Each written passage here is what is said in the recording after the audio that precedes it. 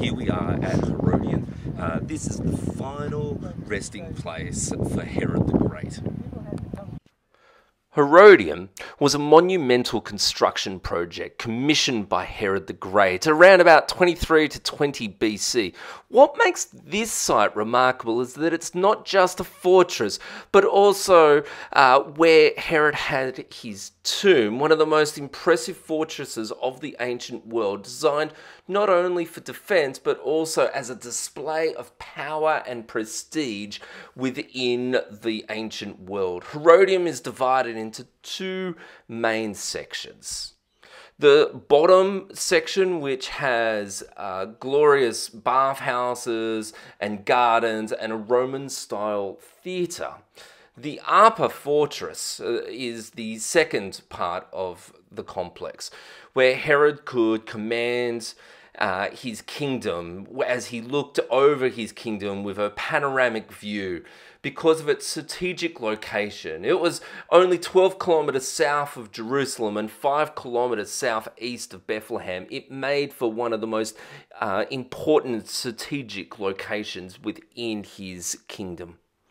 As you can see with the images, this is the lower section, and it just remains at this point in time, but once upon a time these would have been magnificent baths and gardens. Here on the screen presently you can see the amphitheatre that Herod would have made. It's not the biggest amphitheatre by any stretch, but it was a prominent part of the site.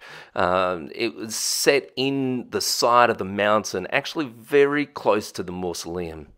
On the screen now you also see a bunch of the artwork that has been rescued, and it's here in the museum here on site, where you can still see the images that would have adorned the palace once upon a time.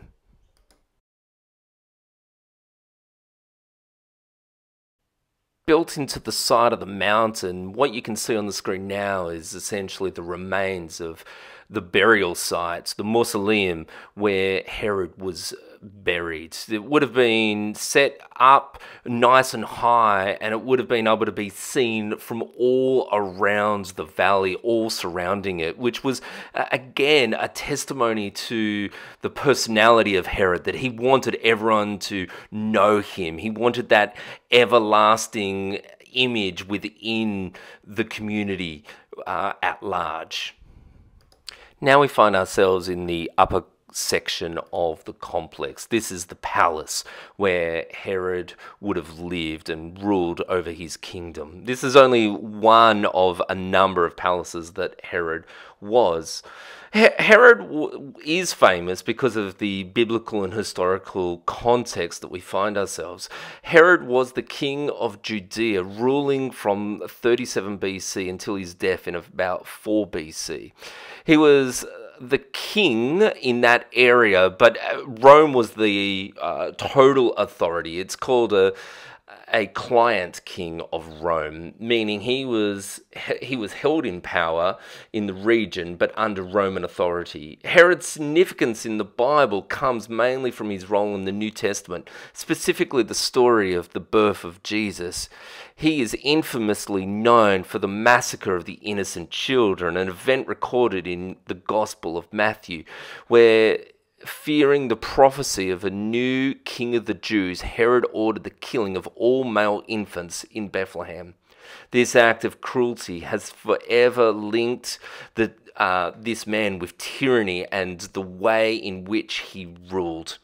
Herod's legacy is actually a little bit complex. Yes, he was terrible in regards of how ruthless he was, but there is actually an upside in his reign. He was a tremendous builder and was known for many amazing architectural feats and projects that he was able to put together. He sought to make his mark on society through what he built. And as we see through these images, there are a number of different parts of this grand palace.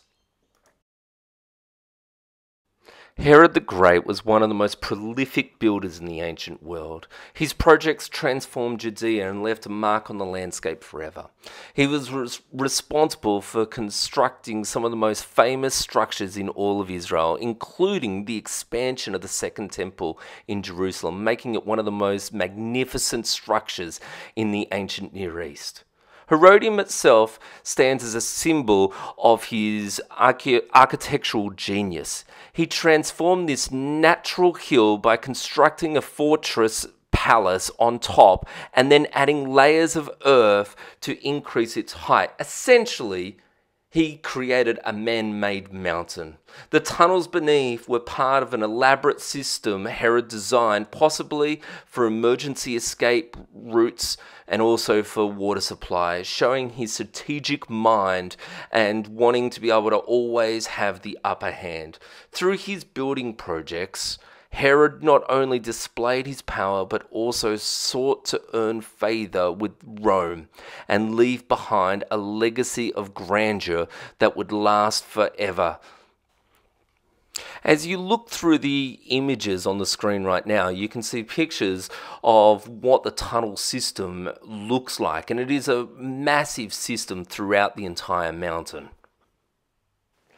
Thanks for watching, and if you liked that video, please press the like button. It really does help our channel. Also, please press the subscribe button, because then you get to be kept up to date with all of the new content that comes up onto Dr. Campbell's YouTube channel. Secondly, if you would like more of this kind of content, Dr. Campbell has a bunch of these sorts of books that it's so looking at this book, this is Synagogue's Heritage, looking at the Tabernacle, Temple, Synagogue, and all the way leading into the church, and also Ecclesia, the Long Journey to Tomorrow. These are books looking at church history. There's also other books, smaller books that are things like Ancient Ephesus and Early Christianity. She has a bunch of these books that you can find on, so let me encourage you to go over and check out some of her books as well. But thanks for watching the video.